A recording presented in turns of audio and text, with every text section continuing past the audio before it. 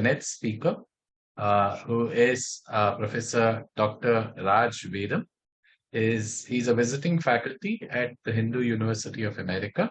And Dr. Raj Vedam will be speaking on the topic, the transmission of Indic knowledge systems to the West. Welcome, Dr. Vedam. Thank you for joining us today. After that wonderful talk by Dr. Raju on how and why Europeans stole calculus from India in the 16th century, we will now have you speaking on the transmission of Indic knowledge systems to the West. You can have your entire 45 minutes starting now, Dr. Raju. Thank you. Thank you, Meg. First of all, my pronouns to the esteemed speakers over here. And I should acknowledge right at the beginning that I have learned a lot from several of the speakers' works over here too. So my interest in this work is the historical tradition of knowledge systems in India, and obviously trying to look for traces of Indian knowledge that goes to other cultures, civilizations, and whether we can find evidences of these things. So let me quickly go to my talk itself. A prelude is necessary. Every time I talk on the subject, it's confusing because we have been taught a certain chronology of India, and these facts don't fit in over there. So the prelude is India a young or an old civilization? Everybody here knows we have a false narrative, Aryan invasion theory in 1500 BCE. We are told that nomads from Central Asia destroyed the superior civilization, which is Harappa, no question about that. India then had to wait for 1,000 years for civilization to return in Magadha. This is exactly as it is said in the NCERT textbook. And it says these nomads were running around in India from Central Asia, brought Sanskrit, caste, cow, and all these kind of things. And they were illiterate, they didn't even have a script. So after Magadha made contact with the Greeks, then suddenly India got Brahmi during Ashokan time. They became civilized overnight. Then they turned around and say, yours is a young civilization. You've not had enough time to generate knowledge in mathematics, astronomy, medicine, and so on. And they said, therefore, you must have learned from the earlier civilizations of the Greeks, Babylonians, and so on. So in line with this Western narration of the history of sciences, we find this absurd kind of narration coming about, where they say Aryans brought Sanskrit to India from the Levant. They say Brahmi is derived from Aramaic and again came from the Levant into India. Sanskrit came from Central Asia, rather. And we see that they tell us that astronomy came from Babylon, and the Greeks taught us math and sciences. The Turkic Muslims got us culture, cuisine, architecture, music, civilization, and the British brought science, technology, rational thought. What we're seeing here is that this greatly distorts the history of the Indian civilization, the dates, anchor points of chronology. Every aspect of our knowledge systems is impacted by the spurious narrative over there. And I have several talks over there that talk about several evidences that go against the linguistic derivation of the chronology of India. So that said, I'll give my summary slide just in case we don't have time to complete this. So in summary, I've seen in my works out of India transmission from a very ancient period of time, going all the way to 3000 BC perhaps, or even earlier to the present times. And we can say that in 3000 BC or so, we had a flourishing trade with Sumerian civilization over there, with the Mesopotamians and so on. So we see this very early civilization over here, knowledge exchange, trade, and so on. Then around 2000 BCE, following climatic changes in the Indian subcontinent, we had migrations out of India, and we have evidences that they've gone to the Fertile Crescent, to Egypt, to Turkey, to the Hittites, and so on and so forth. So there's evidences of these things. We also see coincidentally knowledge systems arising in Egypt, in the Hittites, in the Mitannis, and so on. And around that same time, 1500 BC, we are seeing a transmission from Hittite knowledge to the Minoan culture in Greece. And around that time, let us say, we also have the Greek philosopher period. From 500 to 200 BC, we have had evidences of several philosophers like Pythagoras, Democritus, Pyrrhon, and all of these people who others have said that come to India to get their knowledge. We have evidences of that. Then we look at Armenia and Syria. All the way, we have evidence from 400 BCE of contact with India, maybe all the way to 1800 current era, when the Kerala Syrian Christians were continuing their contacts at this era. We have evidence of that. And we have the Islamic from the time Sindh fell to Bin Qasim from year 700 all the way to 1700. We have evidences of transmission of Indian knowledge to the Arabic countries, translated into Persian and to Arabic, and injected all the way to southern Spain, which is under the control of Muslims, as well as to Sicily in Italy. We got evidences of that. But prior to that, I missed out the Indo-Roman trade, where between 200 BC to 400 current era, we had trade going on with the Mediterranean countries, and that too was a conduit for knowledge transmissions.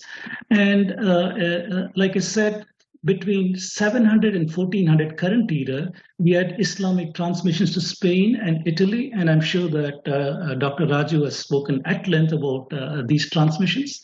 And from southern Spain, we have transmission to Christian Spain in Toledo, several translation schools that did this between 1000 current era to 1400 current era.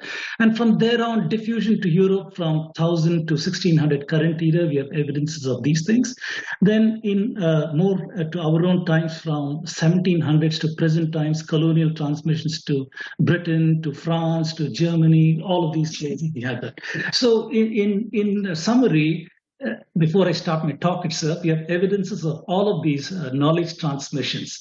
So what is the methodology that I'm following? We will not have time to go through everything, but very quickly, we have evidences all over the place, and clearly everything is not the same. So we got some high quality evidence, we got some what I call medium quality evidence, and we got some low quality evidence. We can't discard them. We have to see them in total, and we have to see the provenance of the data. So many other things are there.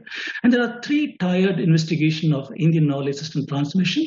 One is to see evidence of contact itself. Has there been contact between people in India and some other place? What evidence do we have? Migrations, trade, invasions, and so on.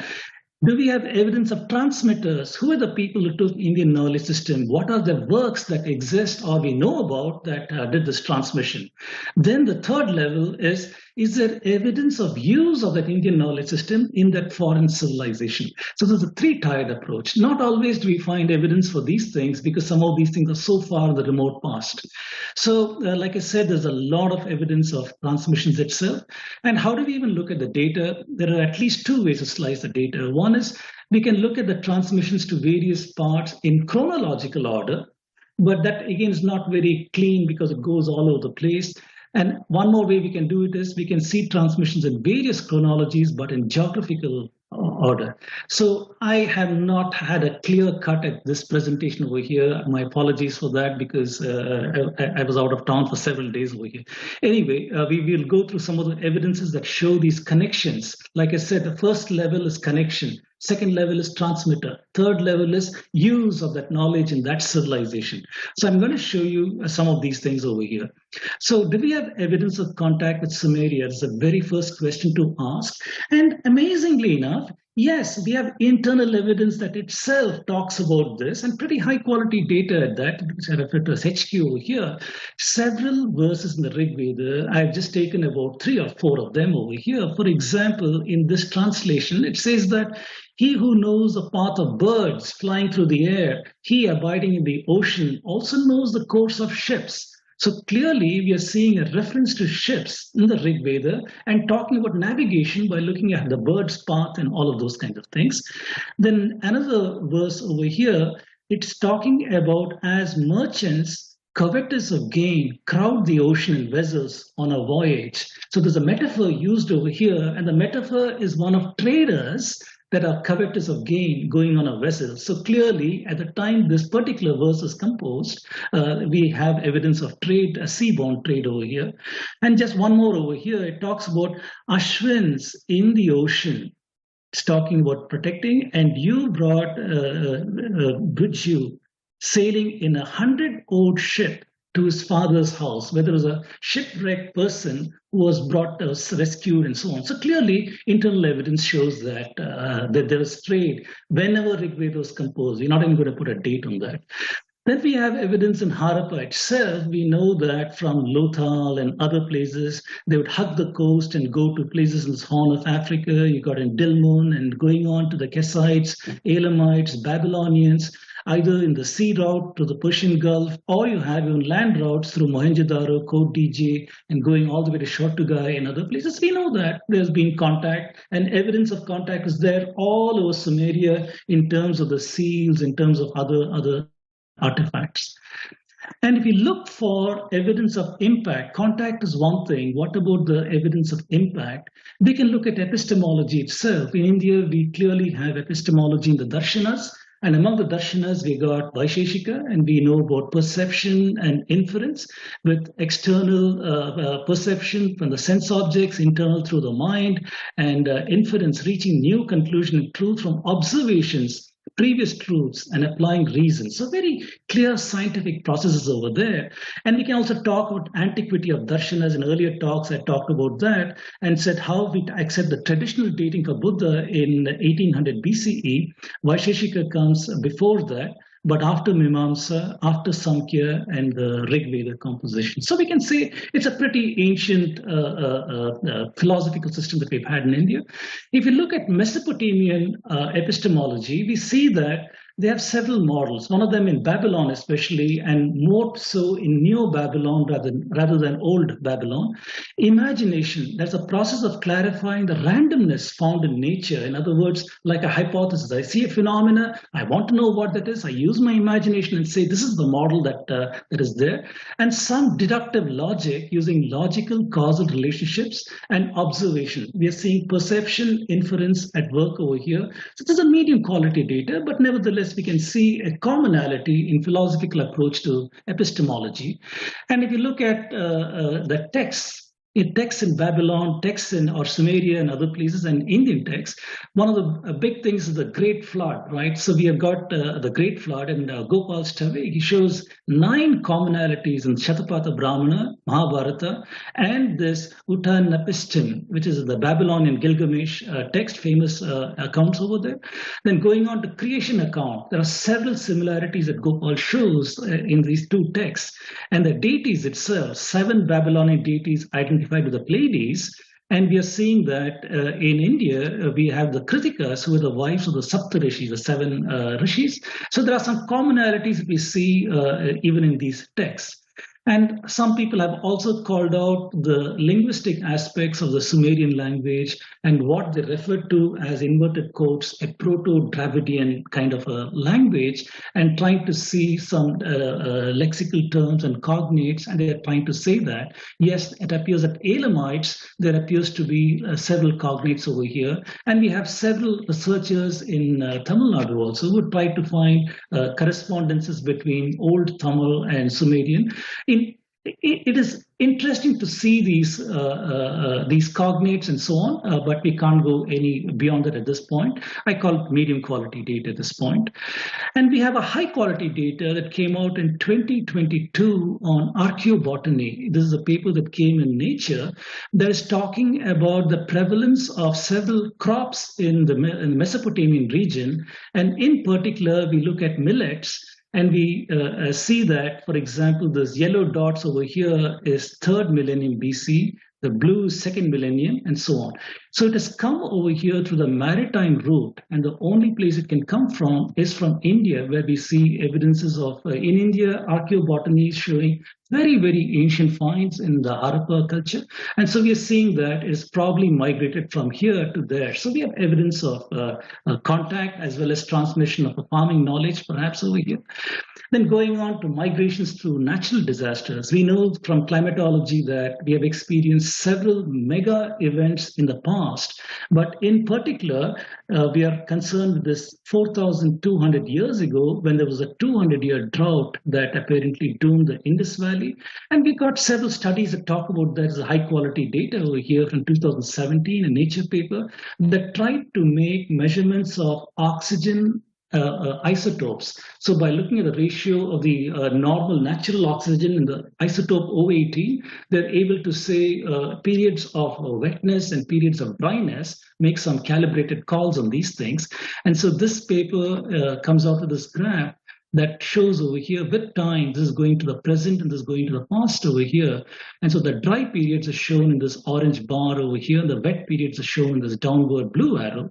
And you can see that in this period from 2000 BC or so on, India experienced about 200 years of a dry spell. And so we can validate this with climatology and so on. And so this is interesting.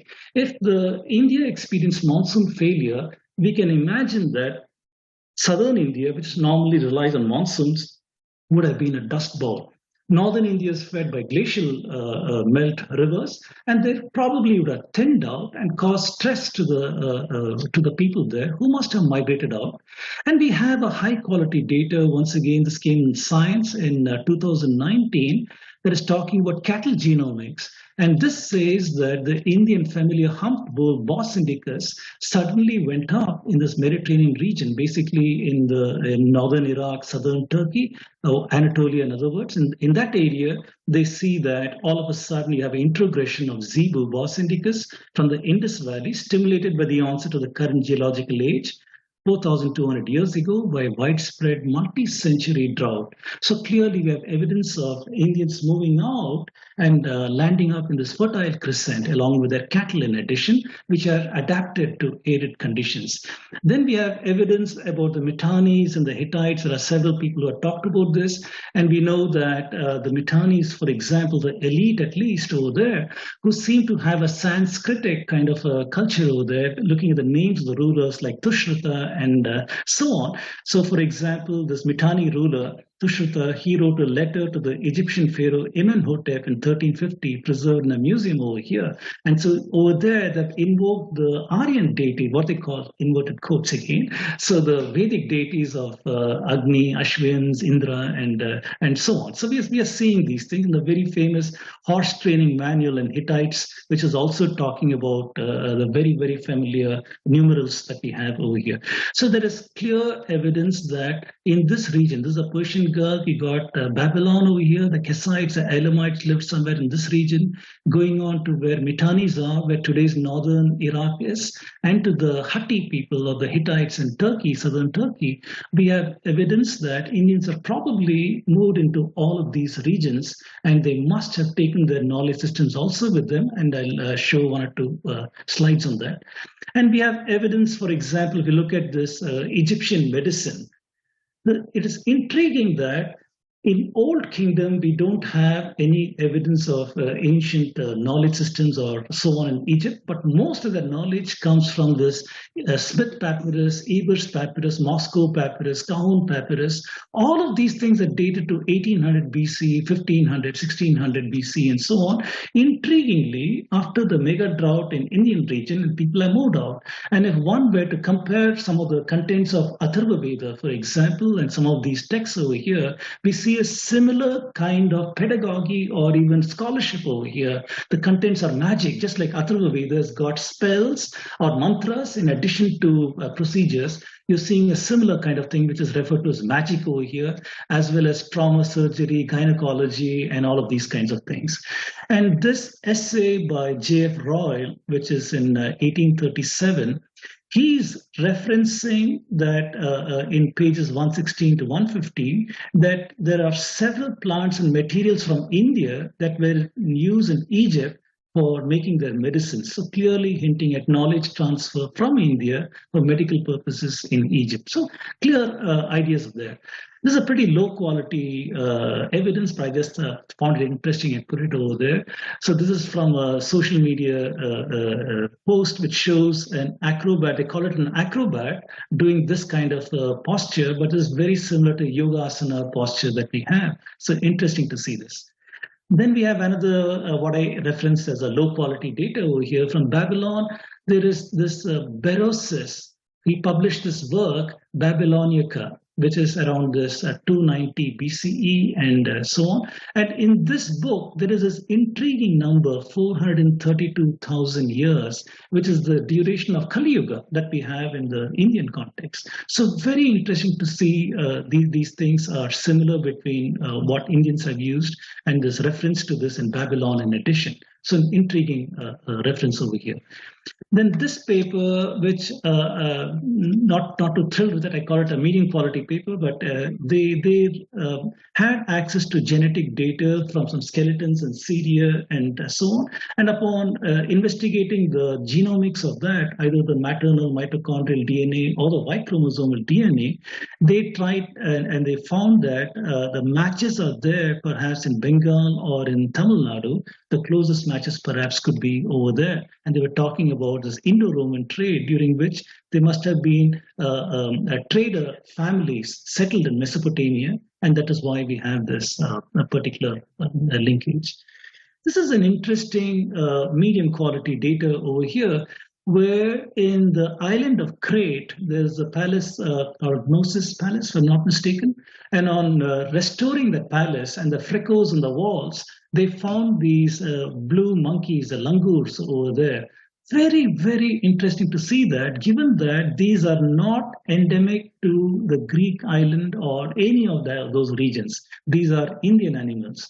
So in 1600 BCE, if they were there much before the philosopher period and so on, so it's clearly hinting that even in Minoan times, there probably was intellectual trade, culture, as well as intellectual activity between India and these regions. And in several of my talks, I have remarked on how there is so much of similarity between the Purana stories in India and the stories from Greece. And so one such story is Missing Seventh Sister that talks of the Pleiades and how we can only see 6 of the Pleiades stars. The 7th one is not visible. And that story has got such a striking parallel with the Indian story in the Markandeya Purana that is talking about how the wives of the Saptarishis were accused of illicit activity, and 6 of them were accused. They left their husbands and became the Kritika Nakshatra, whereas the 7th sister was Arundhati, whose chastity is legendary. She stayed back with her husband Vashishta in this Great Bear or Saptarishi constellation. So interesting to see that the stories also, with minor twists here and there, with little changes here and there, they're essentially exactly the same. So I know some people have studied this as so-called comparative mythology, inverted quotes, but looking at this in the context of the stories and others, we get some insights into knowledge transfers from India in this time frame. Then we got other medium quality data. For example, this is from Higgins' work, where he's talking about other historians, for example, Eusebius over here, saying that the people in Egypt have come from the Indus River, planted themselves to the south of Egypt, and from Ethiopia, having crossed the Red Sea from Arabia. That's the route you would take. If you come from India, that's the route you would take to come here. One more historian, Herodotus, says there were 2 Ethiopian nations, one in India, the other in Egypt, and he got his information from the Egyptian priests. And this other philosopher, this Philostratus, is saying the gymnosophist, or the naked philosophers, he refers to them as Ethiopian, but I doubt they are Ethiopian, settled near the sources of the Nile, descended from the Brahmins of India, and so on. So we are seeing that there is references to philosophical content, the practices and customs of Indians, so clearly showing contact at the very least, in addition to knowledge itself. Then going on to the philosopher period, ancient Greece, Roman period, 600 BC, and so on. If you look at Greek epistemology, so the Greeks, by their own accounts, they got their knowledge from the Hittites. And the Hittites, we have seen, has got a very early linkage with ancient India through this monsoon failure period and so on. And there are other talks of mine where I pointed out some more medical knowledge in the Hittites, the Mitannis, and so on. So if you look at the later philosopher periods in the Greeks, the big 3 are Socrates, Plato, and Aristotle.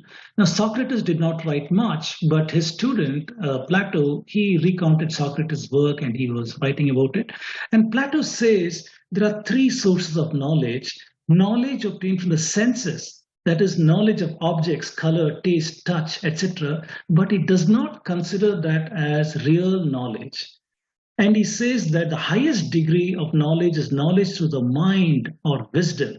Highest degree of knowledge includes virtues like truth, goodness, and beauty. So we are seeing echoes of Vaisheshika that is talking about external perception, internal perception, external perception, the sense objects, not so reliable, internal perception, through understanding, and so on, to a higher degree of knowledge. So we're seeing a very similar epistemology over here. And the question is it coincidental, or is this a clear transfusion of Indic knowledge via other sources going on to the Greeks, if not a direct transmission? Then in the recorded Greek contact, we are seeing from at least 6th century BC itself, in the time of Darius, who was in Gandhara and Sindh, the Persian ruler. There are records of Greeks and Indians living in Persia, and we know about Scylax is supposed to have navigated the Indus in 509 BCE, and Xerxes, who led this Greek army in 480 BC against Athens. And in that army, there were divisions of Gandharans and Indians, so we know about that.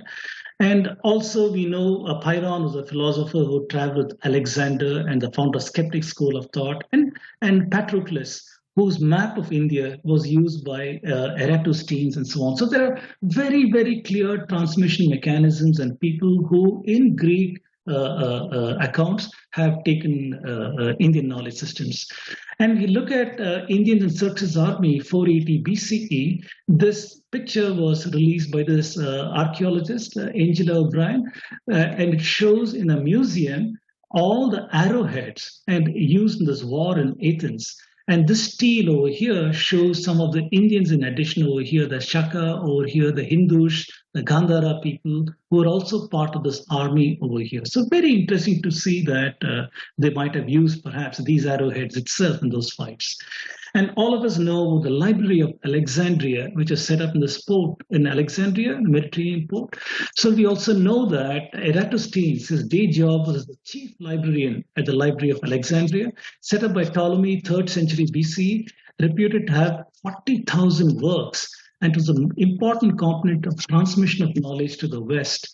So we know that people were required, any birthing ship is required to part with their books or copying with in the library, according to Galen. And thinkers like, I know C.K. Raju does not consider Euclid, but their own traditions say that Euclid used this Library of Alexandria, Archimedes, Eratosthenes, and others who use the resources of this library. So very, very interesting to see this. And we have other eyewitness accounts, Clement of Alexandria, early Christian writer, 150 to 215 current era. And here, once again, he's saying Plato does not deny that he procured all that is most excellent in philosophy from the barbarians he admits came into Egypt. So part of Indian knowledge systems is also the philosophy of India. And here we have Clement saying that Plato is himself not denying that he got it from India, which he came across in Egypt. And he's saying barbarians honor their lawgivers and teachers, designating them as gods, like gurus are like gods for us. They think good souls, on quitting the super celestial region, submit to this, assuming a body, share in the ills, very similar to this. They make laws and publish philosophy. And he says the philosophy cultivated publicly by all Brahmins, strictly defied by the race of the Egyptians, Chaldeans, the Arabians, and other such people. And he's saying Plato is found perpetually celebrating the barbarians, remembering that both himself and Pythagoras learned the most noblest of the dogmas among the barbarians. So clearly we are seeing these things. Pythagoras was a hero of the Galatii and the Brahmins, and so on. So we are seeing this time and again in early writings of the Romans and the others, that philosophy itself came from India to the Greeks, and with that epistemology, with that ways of thinking. And another intriguing thing that I see is not a single Indian writer seems to be talking about the Greeks, whereas we have a whole host of Greek writers who are talking about India. So clearly the Greeks were very interested in India because the knowledge was there, the money was there, and everything through trade. So they were interested in knowing more about India, but Indians couldn't care less. And we don't see much of Greek knowledge from India. And Pythagoras, I've talked about him in the past. There are several accounts of him in Apollonius of Tyana, in Marlowe's work or Albert Burke's work, that are talking about Pythagoras coming and learning from India, believing in the doctrine of transmigration, becoming a vegetarian, and starting a Gurukulam style of school. All of these things hint at some kind of borrowings from India. Democritus, who lived in this time frame, referred the West loves these self-exalting labels, so is referred to as the father of modern science. But Cicero in De Finibus and Strabo in this book says that he visited India. And it's in India that he probably got much of his knowledge over here. So that several things that I don't want to talk much about it, but I'm putting this at least to medium quality data that is referencing where these people got the knowledge from. One more transmission to the Greeks, we look at Ayurveda itself, Ayurveda Tridosha system, as well as the Panchamahabhuta system. It's talking about hot, cold, and light and such things. And we see Hippocrates, he's supposed to have proposed this system called humors, where they had the yellow bile, blood, phlegm, and this black bile with a hot, dry, cold, wet kind of conditions. Very, very similar over here. And if we look at who Hippocrates was, his background shows he's a student of Democritus who was clearly exposed to Indian knowledge systems. We also know that there were Buddhist transmissions from 5th century to 4th century BC. There were transmissions of Indian knowledge via the Buddhists.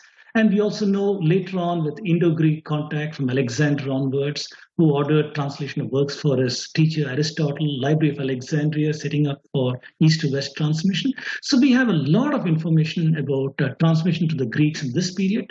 J.F. Royal, he shows that the materia medica of Greeks and Romans clearly borrowed from the Indians because their materials require spices and plants that are only found in India. So that itself shows that there is transmission happening over here. Then we look at trigonometry itself. Western claims, once again, self-exalted label, Hipparchus is the father of trigonometry. But what he has got appears to be the chord tables that we see over here, which is not trigonometry as we know it, which is right-angled triangle. And we are seeing these right-angled triangles in Surya Siddhanta, for example, and so on. Arya-Bhatta uses it, and so on. So we are seeing that clearly what they seem to have is an inferior form of the method of mathematics that has been used by ancient Indian astronomers. Then we have evidence of more contact through the Periplus of Erythraean Sea, which is a Roman port sailors' document that says where in India can they do trading.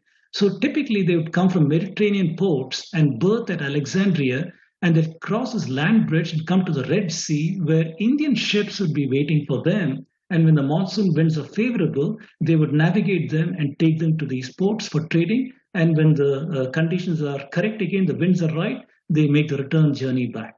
So this is the way they worked. And we know that they were trading in spice, wine, gold, ivory, metals, cloth, and clearly also contact in terms of knowledge systems and so on. And this is a recent find, maybe just a couple of months old, that is talking about Kushan era Brahmi was found in Egypt. And Vedavir Arya has translated this, saying that it is Sanskrit inscription in Brahmi script found in Berenike, Egypt, recording some pious act of a Kshatrapa. So it's talking about that. This is found over here, and there are also coins issued by Shaka king Rudrasena III. Also, Greek inscription was found in that place, and Buddha pieces of Buddha statues are found over there. Then the famous Pompeii Lakshmi, which is found in Pompeii, destroyed in 79, I think Mount Vesuvius eruption. And this is an ivory statue found over there, which is supposed to have originated in Shatavahana Empire. Once again, an example of Indo-Roman trade relations at that particular time. Then we have a pretty high quality data if you look at Dioscorides. Dioscorides is a Greek physician, 50 to 70 current era, who wrote a 5-volume Materia Medica with large number of Indian herbs, recipes for drugs, and this was used for 16 centuries in Europe to make their drugs. And we are finding the evidence, for example, I've collated some of them over here. You can see some of these plants, Malabarathon, this Nardos, and some of these things. These are all Indian plants, it grows only in India. And clearly Dioscorides is referencing them. They were got with the Indo-Roman trade, and it was used in Europe at that time. Then we have evidence of that Indo-Roman trade also in Tamil Nadu. If you go to Arikameda, which is just below the modern Puducherry, if you go there, this is me over there several years ago, you find the remnants over there, the Roman-style walls over there. Behind this is the remains. Archaeology ASI has covered this up with mud, but we know that this port was mentioned in Periplus of Erythraean Sea. They traded in dyed muslin, glass beads. Mortimer Wheeler dated that to around 100 BC to 100 current era because he found a bust of Augustus Caesar over there. Vimla Begley in 8992, she revised the date to 200 BCE, but she said that she could not dig there any deeper because the water table was quite high over there and she could not keep the water out even with a large pump. So she stopped at dating of 200 BC, but glass beads from Archaeo-Botany have been found in Bali, Japan, and such places. And this came in January of this year from the Israel Antiquities Authority, who went prospecting in the ancient garbage dumps of the Indo-Roman trade, the Silk trade and other such places. So they went over there to look at the remnants of what kind of garbage was left over there, and they found these swatches of cloth, and these were from the cotton cloth, at least 1,300 years old. By looking at this, one would not guess they were so old, but perhaps pretty modern. That shows the quality of Indian cloth, all the way from very fine muslin to thick and coarse linen. All these cotton cloths were being made by Indians and traded over here. So contact is very clear over here. Silk Road also, we have, in addition to the sea route, we have the land route, where India was on the informal Silk Route, trading with Mediterranean countries on this side, Southeast Asia on this side.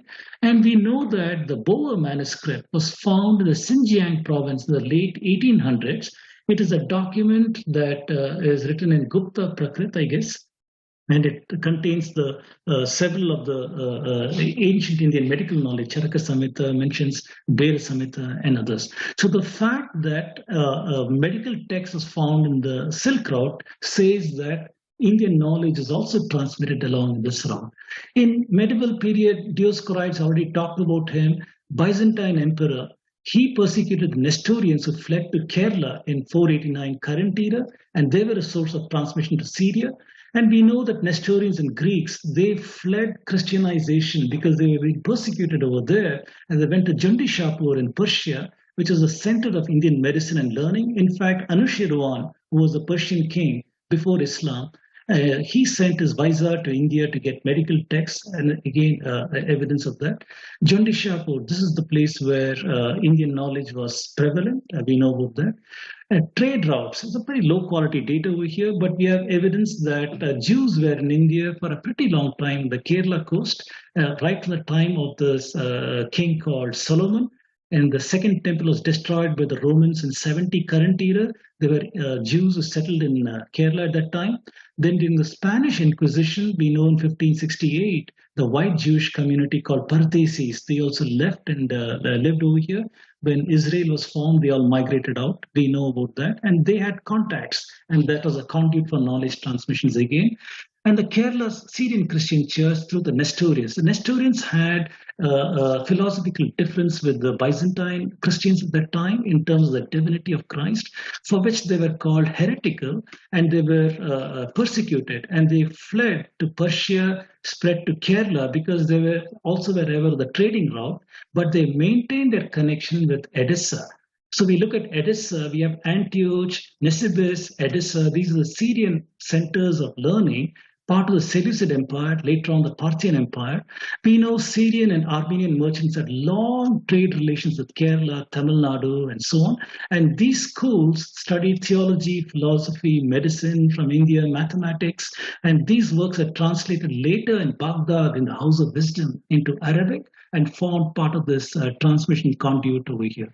We have, for example, a statement from a Syrian bishop, Severus Sebokht, who is criticizing the Greeks and saying, you Greeks are so much of snobs and so on. But if you know about the Indians who got far superior ways of computing and so on, then you will be humbled. In essence, that is what he's saying over here. But to us, it says that, yes, the Syrians were aware of Indian numbers, Indian mathematics, maybe multiplication, maybe addition, whatever. It is much better than the Greek way of doing things. So that awareness is there. So this is what we infer from this.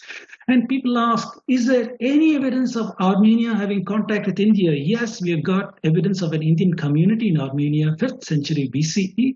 This is from Gregory's disciple called Zeno Clark. map, who says that there's an Indian community that was over there. And Alexander's army is supposed to have included Armenians who showed how to go on the land road to India because they were traders, part of the Silk Road. So they knew how to go to India. They showed Alexander the way to go there. Xenophon, the historian, says Armenians knew Indian geography, economic life, and so on. This theologian is saying Hindu language is musical. This Thomas Kanna was a trader who sought sanctuary in Malabar coast in 780 current era. There's a guidebook to Indian cities in Armenian written in the 12th century. In the Middle Ages, their cities had become centers for trade with India and several things. In 1688, their merchants who helped the British now, first Alexander, then later they helped the British find the land route to go to India, and they were granted the status of free citizens of England. Akbar, we know, married an Armenian woman, and that we know that communities emerged in Kolkata, Chennai, Mumbai, Agra, and other places. And these are centers, once again, for transmission of Indian knowledge through the Armenian contacts in addition.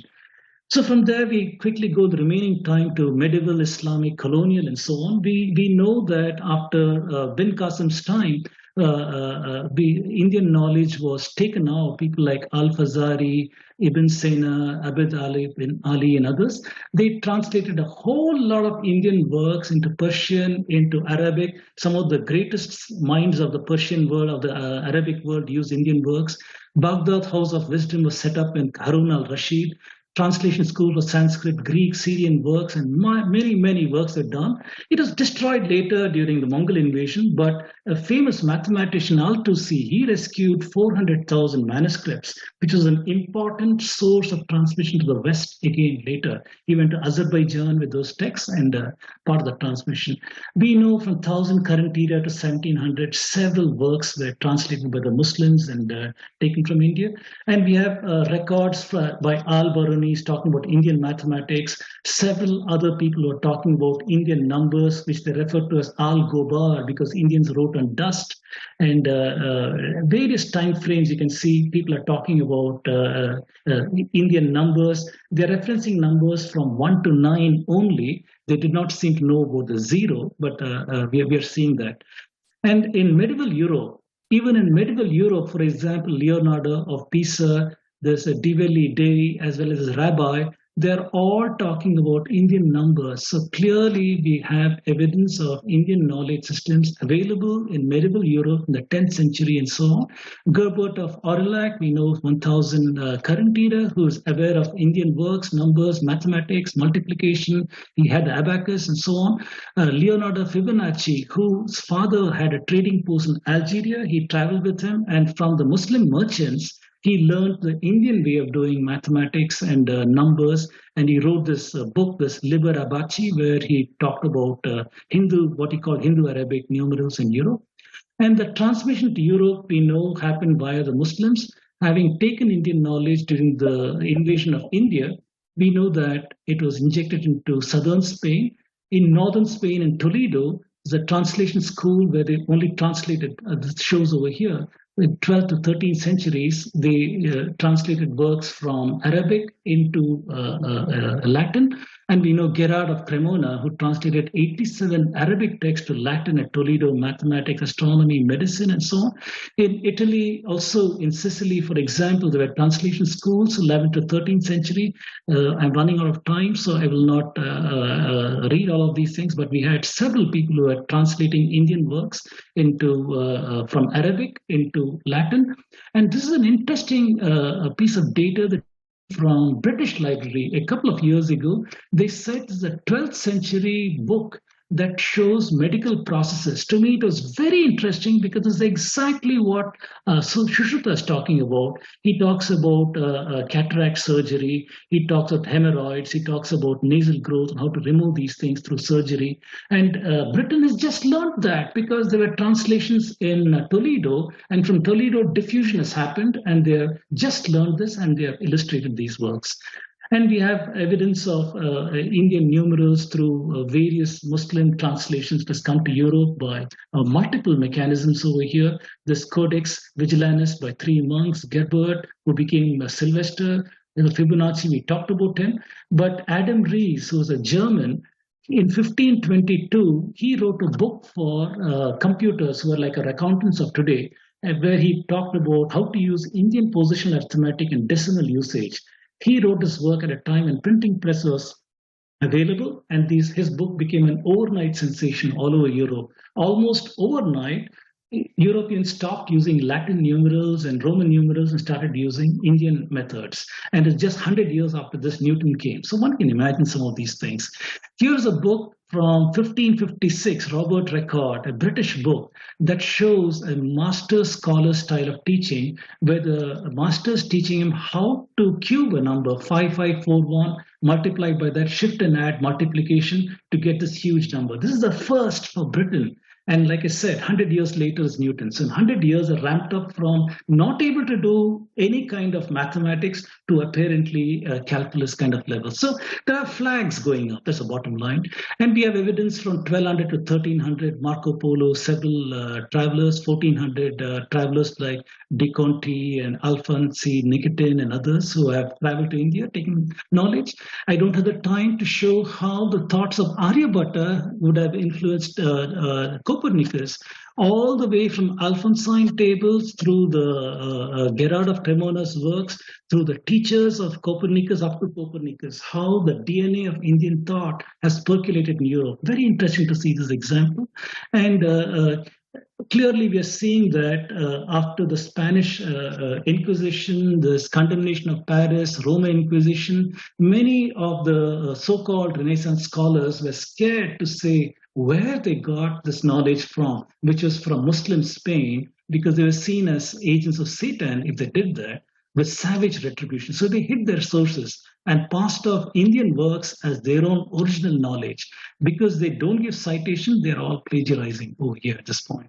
And colonial transmissions, I don't have to go in detail about this. I think you're aware that we had 1500s, a whole lot of Portuguese who landed in India, including Portuguese scientists.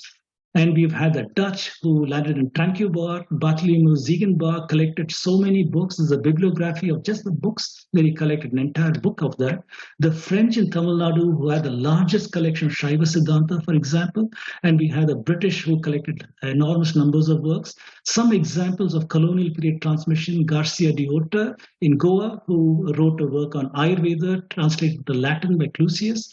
This Dutch botanist, Hendrik van Ried, Johann Koenig of Carl Linnaeus' pupil who used Indian herbs and so on. So we have clearly a whole lot of people and evidences of books that they wrote with Indian knowledge systems. Yukti Bhasha, I think Dr. Professor Raju has talked about this at length, so I will not go over there. In fact, this is a compendium of his works. So we know that these works have been transmitted to Europe much earlier than Bish's paper, through the Syrian Christian church and Armenian trade and so on.